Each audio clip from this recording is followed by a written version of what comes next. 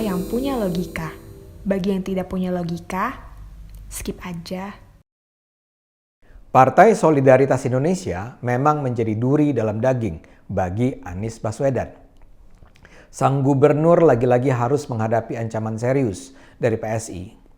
Partai anak muda ini berencana menggunakan hak interpelasi terkait kebijakan Anies soal banjir di Jakarta. Hak interpelasi adalah hak wakil rakyat untuk meminta pemerintah memberi penjelasan secara terbuka tentang kebijakan yang penting dan strategis serta berdampak luas pada kehidupan bermasyarakat dan bernegara.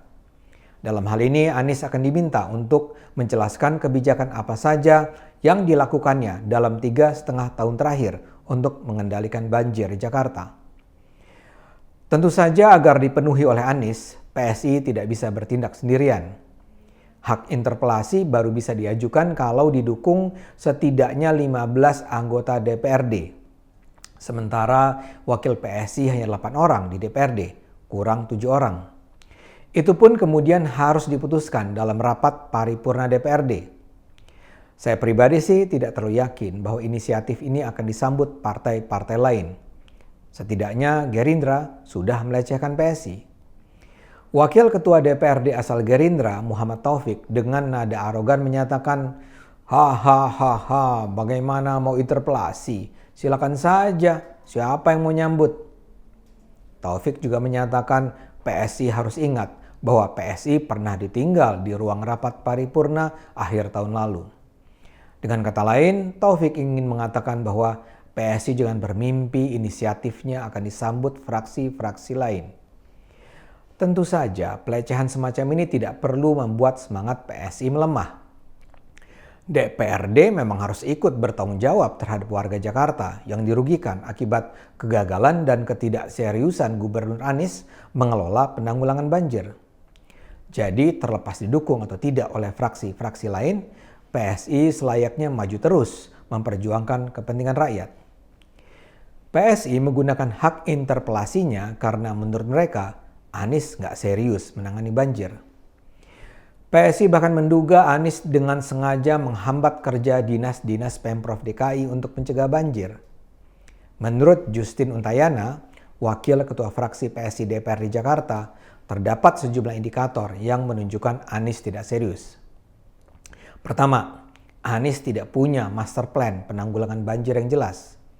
Kedua, Anies tidak serius melakukan pembebasan lahan untuk normalisasi. Ketiga, Anies nampak bingung menggunakan kosakata untuk menjelaskan langkah penanggulangan banjir. Keempat, di bawah Anies, baik normalisasi maupun naturalisasi sungai mandek sama sekali.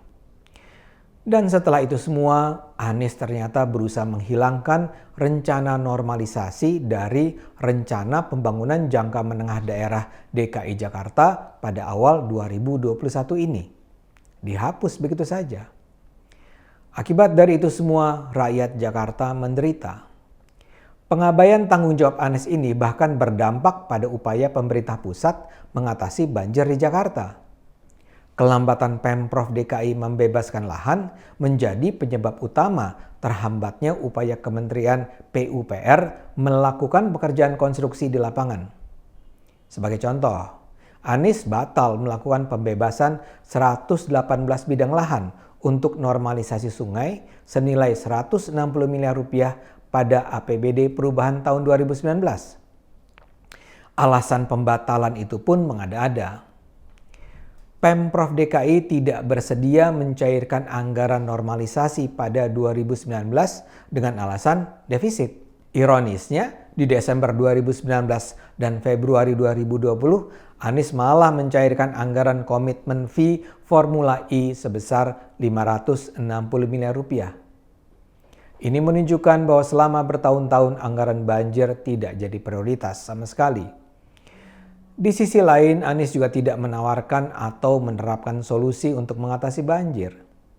Anies hanya berhenti di kata-kata. Misalnya saja soal banjir Kemang, Jakarta Selatan yang tahun ini juga terjadi. Di era Ahok, sudah teridentifikasi bahwa untuk mencegah banjir di kawasan tersebut, Kali Krukut harus dilebarkan 20 meter. Pada tahun 2016, Dinas Sumber Daya Air dan Dinas Cipta Karya sudah mendata ratusan bangunan di Kemang yang akan ditertibkan untuk pelebaran tersebut. Tapi rencana ini berhenti begitu saja di era Anies, tanpa ada langkah alternatif yang bisa mencegah banjir di wilayah itu. Banjir juga terjadi akibat luapan Kali Ciliwung, Kali Cipinang, dan Kali Semongol yang belum dinormalisasi. Karena itulah PSI akan meminta Anies menjelaskan secara terbuka rencana dan komitmennya untuk mengeksekusi solusi-solusi pencegahan banjir.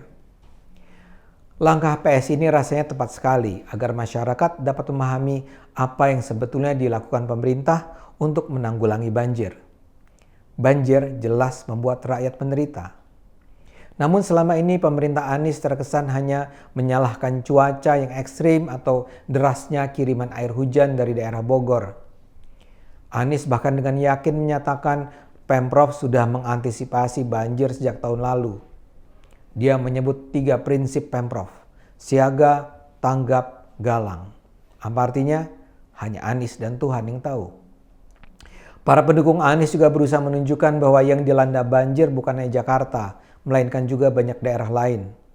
Bahkan kaum pendukung Anies menggambarkan bahwa kritik terhadap sang gubernur hanyalah merupakan politisasi banjir untuk membatalkan peluang Anies menjadi presiden 2024. Segenap jawaban itu menyesatkan halayak dari pertanyaan mendasar. Lantas, apa yang dilakukan Anies selama 3,5 tahun ini? Taruhlah soal anomali cuaca penting, soal banjir kiriman penting. Tapi pertanyaan utamanya adalah, apakah yang dilakukan Anies untuk mencegah kondisi menjadi lebih buruk? Kita tentu tahu bahwa Anies sudah melakukan pengerukan lumpur dari waktu ke waktu, membenahi drainase, atau mengoperasikan pompa. Tapi jelas itu jauh dari cukup. Kalau menggunakan penjelasan Zita Anjani, Ketua Pansus Penanggulangan Banjir DPRD asal PAN, langkah-langkah semacam itu hanya solusi jangka pendek. Yang inti menurut Zita adalah pelebaran sungai yang tidak kunjung dilakukan Anies karena adanya beban politik. Anies dulu menuduh Ahok telah melanggar sunatullah karena menerapkan normalisasi sungai. Karena itu Anies sekarang harus bisa menjelaskan apa yang sudah dilakukannya dalam 3,5 tahun terakhir yang sesuai dengan sunatullah. Anies harus menjelaskannya secara jujur, secara objektif, secara mendalam ke depan publik Jakarta. Anies tidak bisa hanya menjawab melalui pernyataan-pernyataan singkat dalam acara wawancara atau pidato singkat yang kemudian disebarluaskan oleh mesin humas Pemprov. Rakyat Jakarta berhak tahu. Rakyat Indonesia juga berhak tahu mengingat Anies adalah salah seorang calon kuat Presiden 2024. Karena itu penggunaan hak interpelasi oleh PSI adalah langkah yang sangat tepat dilihat dari perspektif kepentingan publik. Kita harapkan saja fraksi-fraksi lain yang berkomitmen untuk setia pada kepentingan rakyat bersedia mewujudkan rencana PSI ini.